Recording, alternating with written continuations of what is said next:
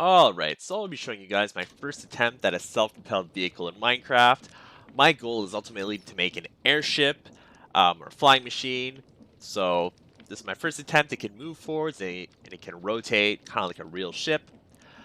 This is made using the Create mod. That's a great mod where you can make all sorts of mechanical things. I would not be able to make this ship without the mod. So what I'll do is I'll go ahead and show you the ship in action, and then I'll go into how it works. So right now I'm standing in the bridge, and you can see in front of me are the controls. So right here to my left are the brakes. This stops the ship, allows us to turn. I have some indicators for the main engine. So I have the stress units, I have the speed. This ship runs at 40 RPM. I have a throttle right here, so I can change the speed, and we can see it's reflected here, though I like to always run at full speed because, it's just good to go faster. I have right here the starter, so when I hit this, the ship is going to move forward. And I have a hand crank right here to steer the ship. So I'll go ahead and turn off the brakes, and we'll move the ship forward.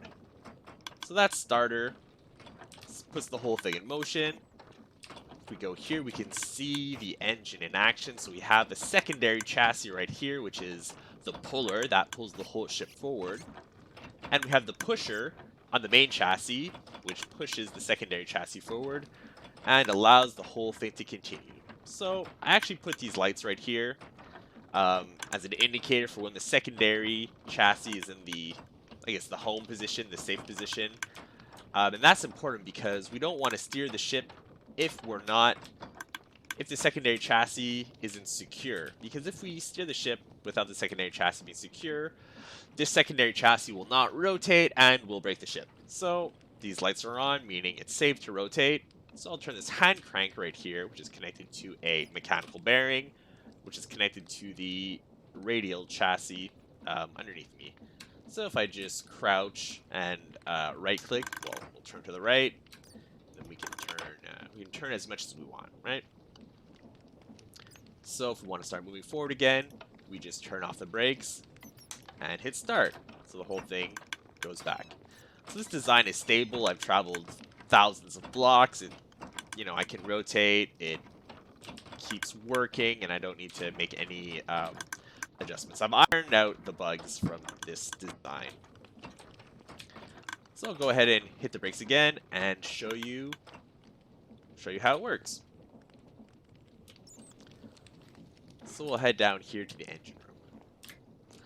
So now we see both chassis, the puller and the pusher.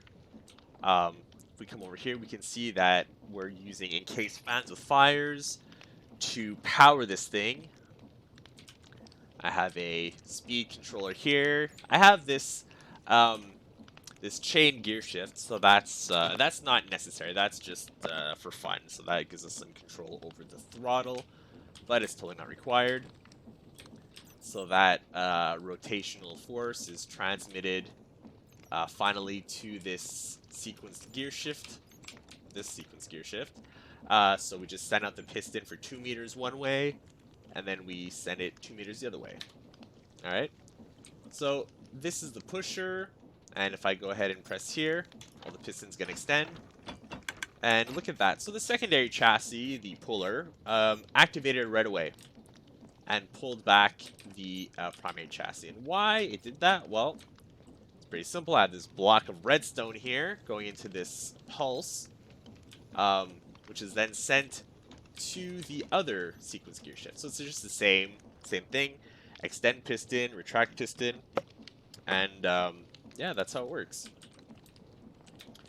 There's this repeater, there's an observer right here that will send a signal to the main sequence gear shift, and you'll notice that this repeater here is locked. Well, that's because I have the brakes on. That's what the brake does. The brakes stop the automatic operation. The automatic signal sent from the observer is no longer sent to the sequence gear shift. So if I go up and I turn off the brakes, well, we'll see that the signal is no longer being blocked. So you see this repeater right here is no longer locked, and when I press the button here, well, it's just going to go on and continue advancing basically forever. Until we hit something or I hit the brakes again. So I'll hit the brakes again. And now I'll show you a bit of how the rotation works. So I have my radial chassis, and I have the radius set to 3, so that's important. So you see the white is what it's going to grab to rotate. So it's grabbing the primary chassis, but also the secondary chassis here. If the secondary chassis is not in position, it won't be grabbed, and it won't rotate. It needs to have contact with the primary chassis as well. So that's why it's so important that the secondary chassis is in position. If the secondary chassis is not in position when you try to turn, bad things will happen, and you'll have to fix your ship. So that's basically it. There is one last thing I wanted to show you that I discovered and I thought was pretty neat. Is if you put, let's say I put a fire charge in this dispenser right here. So that's has some cannons on here, so that lets you can attack other ships or protect yourself from pirates or whatever. So if I just go ahead and put these fire charges in a barrel, so this barrel's there's like no hoppers or anything, it's just on the chassis. And if I go and I start moving the ship, well, it's just going to start shooting. It's going to take the fire charges out of the barrel and shoot them. So they're not in the barrel anymore, they're in the dispenser, and they're shooting. So that's neat that I discovered. So that's all for this ship. I hope you like this video, and thank you for watching.